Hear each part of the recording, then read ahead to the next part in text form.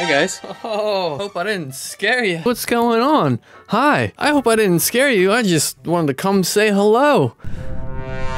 Wow, okay, so it's been 4 months. It's been 4 months since we got an update from War of the Worlds, but I finally caved and I did something that I've never done before. You've seen my thumbnail. You know what I'm talking about. Oh man, I had to do it. I had to do it. So, if you can't tell by the thumbnail, we got guns, and lots of them. And we are gonna look at all of that today. So come on, let's go. Something you guys know I pointed out in my last video was the problematic issue of not having backups ready for their first early access public release of the game. If you want to know why that could have been a big problem and why the game didn't come out then, you can cue that video up right here in the card or link in the description below. But the good news is we finally have confirmed backup tripods, and I gotta say, I love the way they came out.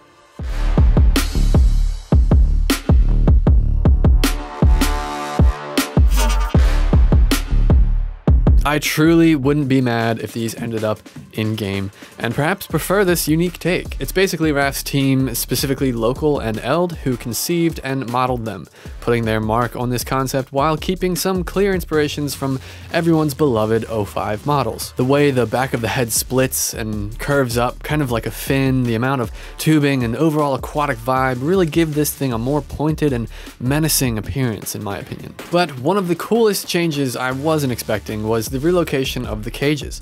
Instead of two smaller cages attached to the head, there's this singular and larger cage attached to the body, with its own structural pattern that fits this new design so well. From an engineering standpoint, it also makes a lot more sense to have the body bearing the weight load of a full cage of fuel. Having this weight off the tripod's head would also allow them to turn faster in search for enemies. It also negates the inconvenience of having to lower the cages in order to make room for one of the tentacles to place humans inside like we see in the film. One tentacle could be storing a tasty snack while the other is picking out a winner. The new backups are an appealing and efficient design that just makes sense. And I love the way it turned out, and the way it takes on more of the deep sea monster vibes. I'm really glad they responded to the community's concerns with these backups.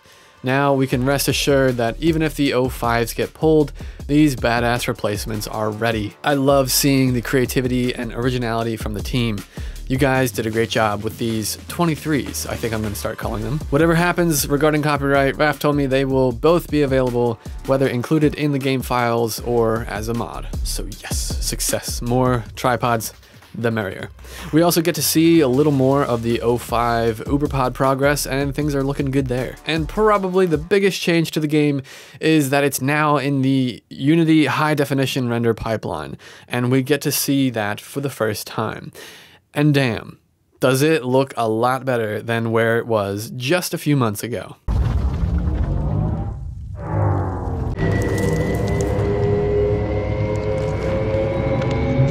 The game said, "New year, new me," and followed through with its gym resolutions.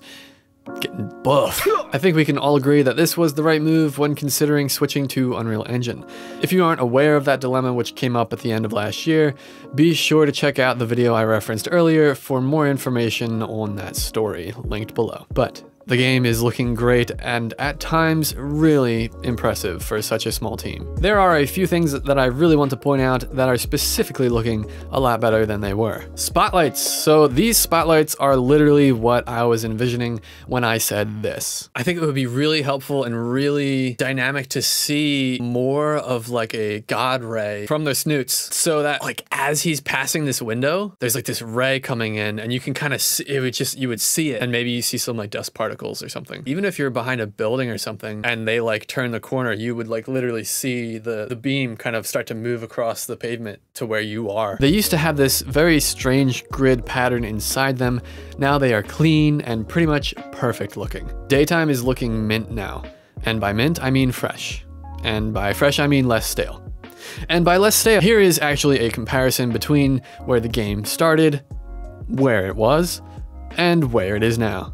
This actually looks like the same street as before, so what better way to compare the progress? I mean, just look at this. I'm also glad the death screen is a head roll now. It's always nice to see the aftermath as opposed to just a depressing black screen. You can also see our player loot pop out for a split second upon death. With foliage and landscape looking even better now, I wasn't sure if we were actually seeing the new map for the first time as well. It turns out the upgrade to HDRP really just did wonders to the old one.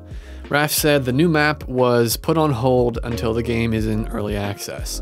The current map was expanded and enhanced, and it shows. That's why we're seeing more lush mountains now and this lovely cinematic lightning shot. Everything in the wild is looking really nice, from the leaves and brush to the trees and hills and the fog that fills them. If everything we've seen so far wasn't enough to convince you that the move to HDRP was a good one, then check out the fresh shine on these babies' new coats of paint. So you want to be a player, but your wheels ain't flying. You gotta hit us up to get a pimped out ride. That's right, the tripods, somehow every update, just keep looking better. And if movements for some reason look worse than they were before, it's because they are. With the complete rework of the tripods, the animations are still not completely redone. But there's something I have to point out. It's towards the end of the video, and I feel like some people might have missed what happened. It was also pretty dark. We appear to be taking a leisurely leak in the woods at night, alone with no lights on, like a straight alpha psycho, when suddenly a tall boy rolls up on us. Oh there, buddy, watch your gaze. But he seems to not notice us, and then enters into a sneako mode by getting low like a crouching tiger and shutting his beams off like a hidden dragon. All the while, screams are heard from the people in the cages from the sudden G's applied to their shivering little tummies in the drop like some apocalyptic amusement ride. When we patrol over this hill like a pissed off park ranger, we see the little fella just squatting there, menacingly, waiting for his next victim. That or he got tired and it's nap time. But it's really cool to see the amount of detail in which they are making aspects of this game, and the tripod behavior is just so legit. Things can only get more polished as they continue to build out the game, and it is truly exciting. The best part about this is it also seems to be performing a little better as well, with Raph thankfully showing us his uncapped frame rate. There is a moment seen here where they take a major hit, so there are still a ways to go, but the important thing is the transparency. Just keep being transparent and explaining things to your fans, and you will build up the trust in them to help wait out the long road of development while continuing to support this awesome project. And possibly the biggest benefit to HDRP is what's happening behind the scenes with support for DLSS, FSR, and ray tracing now, which basically just means better performance all around for all kinds of computers, and those that can run ray tracing, well, eat your heart out. We can immediately see a revised HUD that looks really nice and clean, and I really like the new display for vitals in the lower left corner. At the bottom is our sprint bar, and in the top right we see a keybind list of inventory, holster, and book. The holster brings up a wheel to select items from, and at the moment we don't see what the book is for, but if it turns out anything like the forest, I will be a very, very happy Voidboi. Well, when I asked Raph, he said it was. So a very happy Voidboi I am. When we look at our inventory, check it out. We get to see this new design of our character. Sup, dude? Looking fresh. This design is chef's kiss.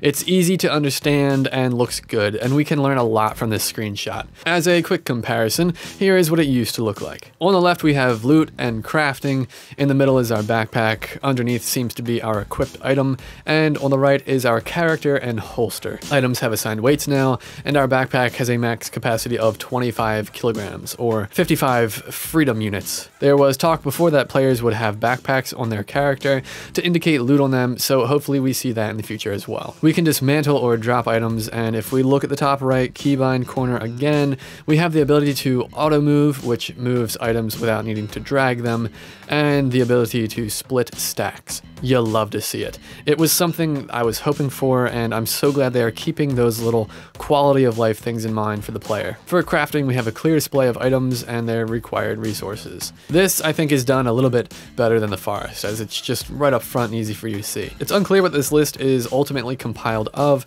but I'm assuming we're seeing what is available to craft based on the current inventory, possibly.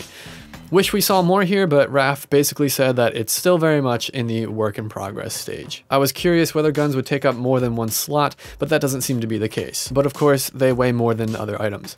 For this kind of game, I appreciate the continued simplicity. Ah yes, simplicity is bliss. Not only are our neighbors looking more like people now, but they also have improved voice lines and dialogue. You may even recognize some of their voices, like Kit. This is not a war.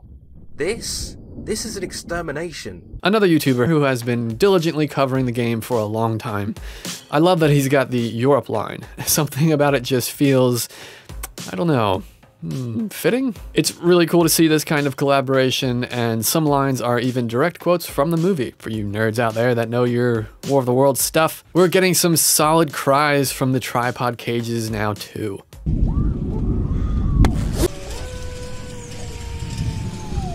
Eerie. While speaking with someone, you have the option to rob, greet, or let go. It's unclear how all of these work exactly, but it's cool to see the possible interactions. There was talk of having followers planned, so I'm assuming let go might relate to that in some way. Since the voice acting is being crowdsourced, you can tell different rooms and mics are being used here and there, but it's really not that bad. Pretty decent, I'd say. And I think it further adds to the charm of the game and how much the community is involved and supports it. Some NPCs will even give you helpful advice that are like mini quests that could lead you to some good gear. We encounter a man asking for food for his little girls back at home, and the voice acting here is top notch. Hey, I need to talk to you. Can you give me a second? Hey, my name's Aaron. I lived in one of the houses up the road. I don't know if this was Kenickie, but great job, whoever you are. Once you give him the food, he points you to one of his neighbor's houses where he knows some guns are kept. Speaking of which, the moment you've all been waiting for. After all, you saw my thumbnail and you clicked on it. It's time to talk about guns.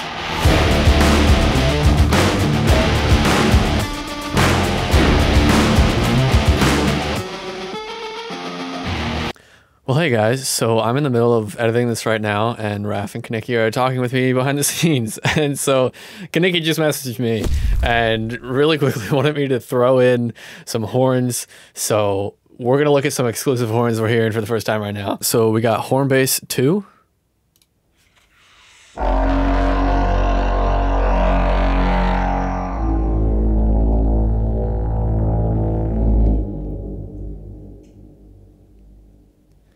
Nice, nice, really cool. And we got horn bass.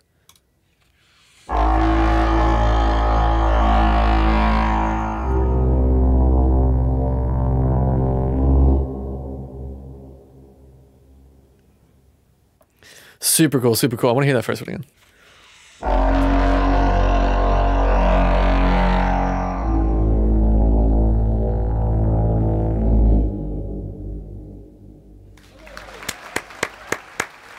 You guys, you're so cool. But yes, thank you, Kenickie, for sending them over. These and more are coming in another update. So there you go. You already got a sneak peek of what's in their next update for the next video. Hope you guys enjoyed that. If you guys like this video, editor me is saying, boop that like button. Anyway, back to the video. Finally, we are seeing a wide array of what kind of weapons the player will be able to wield in the game, and it's very exciting. It should be noted that this footage is outdated, so perhaps not all the weapons on display will make it into the game. There are also major frame dips throughout this testing demo, so hopefully they are in the outdated category as well. We have things from knives to sawed-off shotguns to crossbows to pistols to snipers to rocket launchers to... Okay, the rocket launcher was a lie. But look at all this! This is so cool! I was dying for him to fire these off while showcasing each of them. But I guess we'll just have to wait till we're in-game to see what they shoot like and feel like and, you know, have a blast. There are some really cool mechanics that these weapons now introduce into the game, so let's cover them all now. Aiming at an NPC causes them to put their hands in the air and give a concerned response, although this might not go down so well if the other person is armed. You can take whatever you want from me. I probably don't need it anyway. Just please keep me alive. When NPCs are running away in fear, they have the potential of tripping, which I totally love. Very realistic. But shooting someone can also cause them to trip. These little details add so much to the gameplay. You know how people say you don't have to outrun the bear, you just have to outrun your friend. Yeah, I can see this game tearing up some friendships in multiplayer. So, are you that guy? You're not that guy, pal. Trust me. You're not that guy. Would you be willing to pull a Shane and take out your buddy's kneecap in order to save your own skin? You selfish little... Well, let me know what your favorite feature about this update was, and if you had any predictions come true. I would love to hear them. If you haven't seen my last Q&A I did with the whole War of the Worlds team, you can check that video out here. If you're a War of the Worlds survivalist, leave a like on this video. If you'd like to grab a badge, support the channel, or find my Discord and socials, that's all linked below. I hope you enjoyed this, cadets. I've been your Captain Void, and I will see you in the next one.